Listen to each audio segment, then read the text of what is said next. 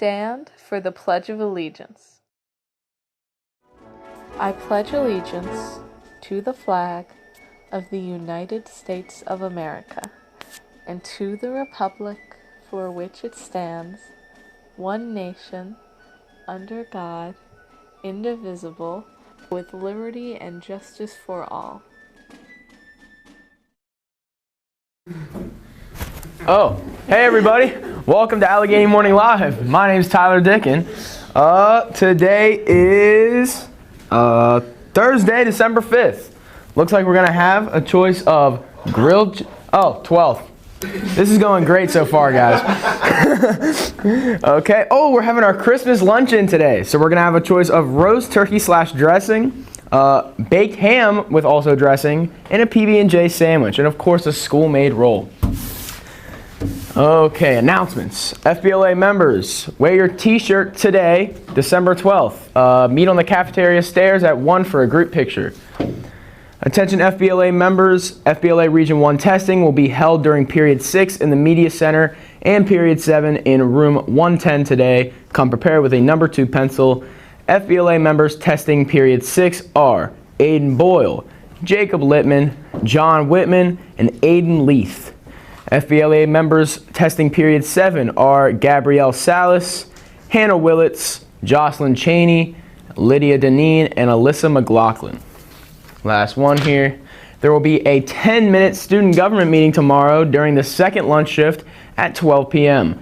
Important information about a January field trip will be distributed, so please make every effort to attend.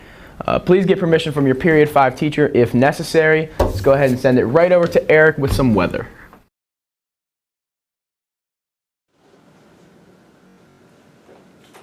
Hey everyone, here's your updated 5-day forecast. Today is going to be sunny with our high temperature getting up to around 35 degrees and our low temperature tonight dropping down to 26 degrees. Tomorrow will be mostly cloudy with a 60% chance of rain, high of 36 degrees, low around 34 degrees. That might be a little bit warm. We are watching a period of light freezing rain tomorrow. However, the one problem is that temperatures are going to be very marginal. I'll talk about Eric Educates about how you need a freezing surface before you get to freezing rain, and temperatures will be marginal to get that freezing surface. And also, the start time for the rain looks to be after school starts. So it looks like we will be at school going good while there is light freezing rain. I wouldn't be surprised if things are slippery getting out though. And then it'll change over to rain as we go on. Saturday will be also cloudy with a 80% chance of rain, high of 47, low of 35. Then if we go to Sunday, we're watching 30% chance of rain, partly sunny, high of 42 degrees, low of 28 degrees Sunday. And then we're also watching a storm system on Monday. You can see that chance of rain. We're unsure if it's going to be rain or snow, but right now the National Weather Service is sticking with rain. That's it for the forecast, and now to episode 3 of Eric Educates. Hello everybody, and welcome back to Eric Educates, still talking about the different types of winter weather. And in this third and final episode talking about the different types of winter weather, I'm going to give an in-depth review of the different precipitation types. Let's get right into it. Alrighty, the first precipitation type I want to talk about is snow. And snow is produced by our low pressure systems and or squalls, which I'll talk about in just a moment, and is one of the more common types of winter weather that forces Allegheny County Public Schools to cancel or delay school. There are pretty much 5 main factors that affect how intense the snow is going to be and how much snow we get out of a snowstorm. The first factor is temperature. Obviously, you need to be cold enough for it to snow. The second factor is you need a cold enough ground temperature for the snow to accumulate. The third factor is you need moisture. Last night we did not get as much snow as we thought, even though the snow accumulations were expected to be pretty low because it was too dry and the dry air ate through our moisture. The fourth factor is precipitation. You obviously need precipitation bands to produce snow. And then the fifth factor is topography. Garrett County is a higher elevation than we are, and even Frostburg, and they often get more impacts than we do because we are in a lower elevation than they are. And these 5 factors are constantly changing besides topography, which creates serious problems for weather models and meteorologists when forecasting snow. Alrighty, so talking a little bit about snow squalls. Snow squalls are small snow showers that can sometimes produce significant impacts to a small area. Sometimes they're isolated, however, all other times they can be in groups and can be a snow squall outbreak.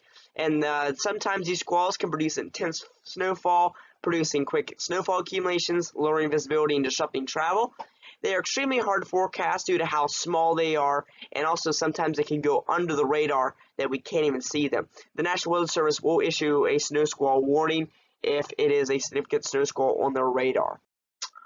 Alrighty, the next precipitation type I want to talk about is sleet, and I already gave a brief overview of sleet. And sleet is frozen precipitation that melts in a shallow warm air, and then it refreezes into ice pellets because it has just enough cold air in the atmosphere, and then it falls to the surface.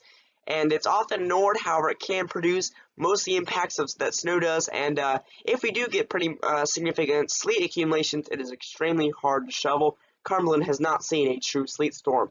However, if we are forecasting a snowstorm and there is sleet mixing in with the snows, usually that means something's going wrong as there's more warm air in the upper atmosphere than we anticipated.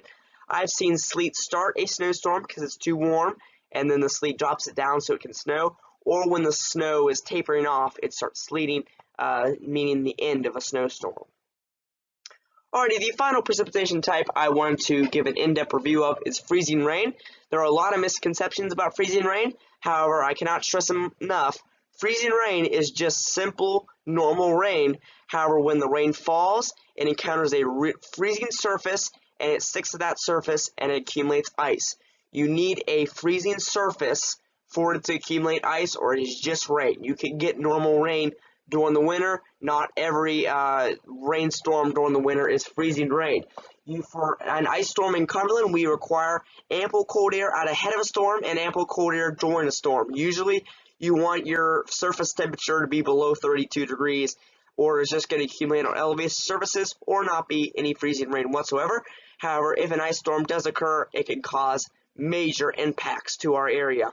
So this has been an in-depth review of each precipitation type. I hope you found it simple and informative. That's all I got. Stay tuned. Okay, hopefully everybody enjoyed that. Let's go ahead and send it over to David with some sports. In Allegheny sports news, the Cumberland Heat are holding a hitting clinic January 5th, 12th, and 19th from 1 to 4 in the Fort Hill Upper Gym. For details, stop by the office to pick up a form. The girls' basketball teams will take on Southern tonight at home, with JV playing at 6 and varsity playing at 7:30. And the bowling team also has a match today at 3:30 at White Oaks versus Mountain Ridge. In NFL news, Week 15 kicks off tonight with the 5-8 Jets heading to Baltimore to take on the 11-2 Ravens. The Jets are fighting for a playoff spot still somehow, as they're not mathematically eliminated from the playoffs yet, and the Ravens are fighting for home field advantage throughout the playoffs and the #1 seed in the AFC. And to finish out, I'd like to... not related to sports, but I was just told to announce that for the drama club production of The 12th Night, stop by the choir room to pick up papers and audition forms. And finally, I'd like to congratulate Landon Watkins on placing first in the swimming competition. That's all I got. Back to you, Tyler.